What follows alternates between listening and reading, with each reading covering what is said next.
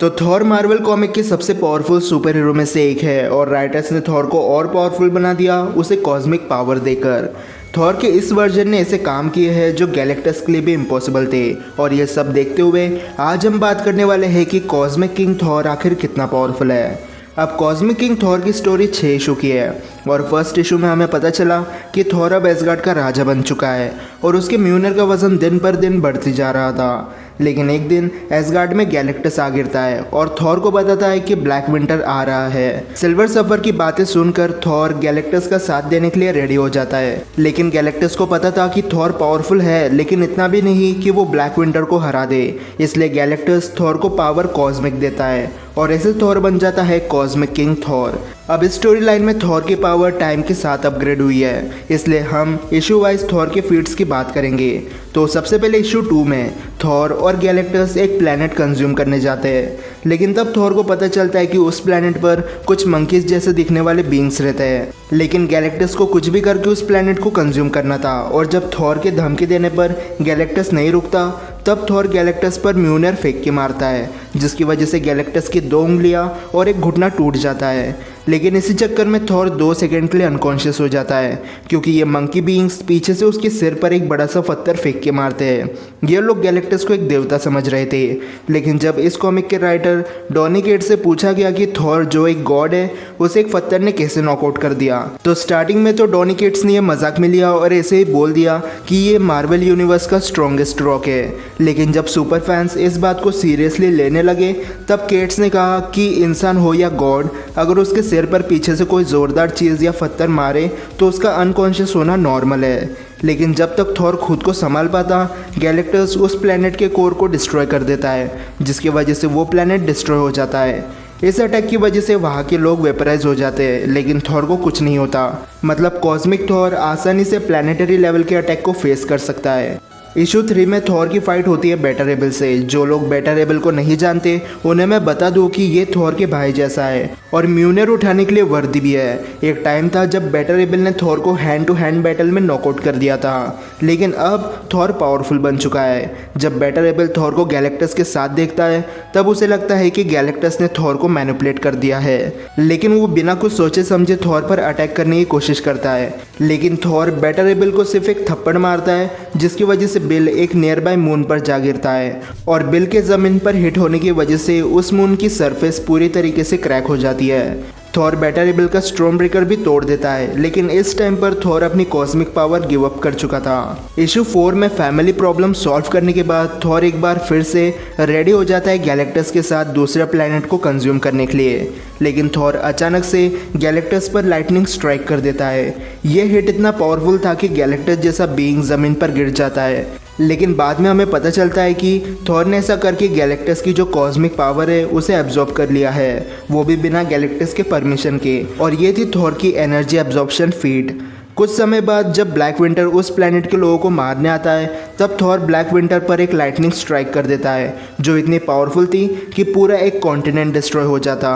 Simplify करके बोला जाए तो अगर थॉर सेम अटैक को वकांडा में समन करता तो पूरा अफ्रीका डिस्ट्रॉय हो जाता। इससे पहले कि हम नेक्स्ट क्वेश्चन की बात करें, मैं आपको आज के स्पॉन्सर 1xBet के बारे में बताना चाहूँगा। 1xBet एक बेटिंग साइट और ऐप है जहाँ अगर आप इंटरेस्टेड हो तो बहुत सारे पैसे कमा सकते हो, क्योंकि यहाँ पर cricket, football, tennis, chess, badminton, baseball और स्पेशली मेरा फेवरेट मोटर स्पोर्ट जैसे बहुत सारे गेम्स है जिन पर आप बेट लगा सकते हो। और अगर ये सब अच्छा ना लगे तो स्पोर्ट्स गेम्स भी है like injustice, league of legends, मॉर्टल combat और फीफा जैसे बहुत सारे। और अब ये आपके ऊपर डिपेंड करता है कि आपको क्या पसंद है। वैसे इसमें बहुत सारे गेम्स भी है जिन्हें खेल कर आप पैसे कमा सकते हो। 1xBet बहुत सारे स्पोर्ट्स ऑर्गेनाइजेशन के पार्टनर होने के साथ उनको स्पॉन्सर भी करती है, और अगर आप मेरा प्रोमो कोड यूज़ करते हो तो आपको बोनस भी मिलेगा, तो ट्राई करके देखो। इसके बाद इशू 5 में गैलेक्टस और थॉर ब्लैक विंटर से फाइट करते हैं, जहाँ पर 2 बार थॉर ब्लैक विंटर के एनर्जी ब्लास्ट को सर्वाइव कर जाता है। लेकिन ब्लैक विंटर अपनी रियलिटी वार्पिंग पावर यूज़ करता है। तब थॉर को लोकी अपने स्पीयर से स्टैब करता है और मैंगॉक, जो कि थॉर की सबसे पावरफुल सुपर विलन में से एक है, वो उसे उठाकर क्रश कर देता है। थॉर को अब अपने सारे पुराने सुपर विलन्स के अगेंस्ट फाइट करनी थी, जो थे gore the God butcher, doctor Doom, juggernaut और मेलिकेथ, एनालस, लोकी, सर्टर जो कि ओडिन जितना पावरफुल है, यूनिवर्सल बीइंग मैंगॉग और मिडगार्ड सर्पेंट जो टेक्निकली खुद एक यूनिवर्स है। थॉर उन सब से फाइट करता है, बट जब सिचुएशन आउट ऑफ कंट्रोल हो जाती है तब थॉर एसगार्ड के एंशिएंट गॉड्स के गुस्से को समन करता है और तब वह होता है एक God blast. God blast Thor का सबसे पावरफुल अटैक है, लेकिन ये वाला गॉड ब्लास्ट हिस्ट्री में सबसे पावरफुल था क्योंकि इस अटैक ने थॉर और गैलेक्टस को ब्लैक विंटर से बचाया और थॉर के सारे सुपर विलन्स को एक झटके में मार दिया। ऊपर से ब्लैक विंटर को हर्ट किया वो अलग। इशू 6 में हमें पता चलता है कि गैलेक्टस ने थॉर से झूठ कहा था, ब्लैक विंटर यूनिवर्स को डिस्ट्रॉय करने नहीं आया था। गैलेक्टस ब्लैक विंटर का हेरल्ड है और ब्लैक विंटर अपनी ही बनाई चीज़ को वापस लेने आया था। ये सब जानकर थॉर गैलेक्टस पर एक जोरदार लाइटनिंग स्ट्राइक कर देता है और जब गैलेक्टस पलटवार करता है तब थॉर एक लाइटनिंग एनर्जी शील्ड बनाकर गैलेक्टस की कॉस्मिक पावर को एब्जॉर्ब कर लेता है।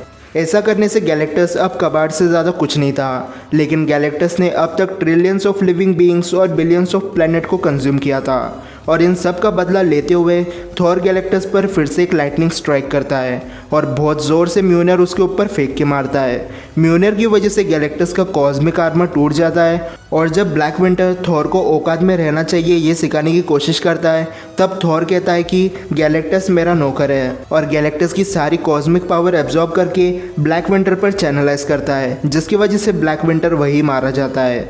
कॉस्मिक थॉर ने खड़े खड़े 2 कॉस्मिक बीइंग को डिस्ट्रॉय करके रख दिया।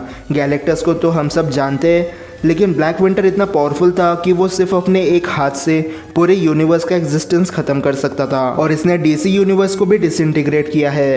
अब टेक्निकली ये मार्वल यूनिवर्स का एक डीसी यूनिवर्स था, लेकिन अगर ये डीसी यूनिवर्स का भी डीसी यूनिवर्स होता तब भी वहाँ के सुपर हीरो कुछ नहीं उगाड़ पाते ब्लैक विंटर का।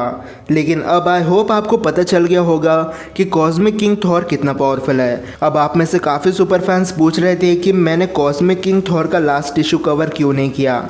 तो जब इशू 6 रिलीज हुआ था तब मैं अपने फ्यूचर को लेकर काफ़ी ज़्यादा स्ट्रेस में था और ज़िंदगी तो अलग ही स्कैम कर रही थी अपने साथ, इसलिए इन सब के बीच मेरे लिए काफ़ी मुश्किल हो गया था कॉमिक कवर करना, इसलिए मैंने वीडियो नहीं बनाई थी। लेकिन अब आप मुझे बताओ कि आपको कॉस्मिक किंग थॉर कैसा लगता है, और इससे पहले कि आप ये कमेंट करो कि कॉस्मिक किंग थॉर पावरफुल है या रून किंग थॉर, तो मैं पहले ही बता दूं कि रून किंग थॉर ज़्यादा पावरफुल है। मैंने इनकी बैटल वीडियो पहले से बना रखी है, अगर आपको वो देखना है तो आप देख सकते हो। लेकिन ये थी आज की वीडियो। अब आप मुझे कमेंट सेक्शन में बताओ कि आपको ये वीडियो कैसे लगी। अब अगर आपको वीडियो पसंद आया होगी तो इस वीडियो को लाइक और शेयर करना बिल्कुल मत भूलना और चैनल को सब्सक्राइब करना इसी वीडियो देखने के लिए। तो फिलहाल के लिए इतना ही, मैं मिलता हूँ आपसे अगले वीडियो में, तब तक गुड बाय।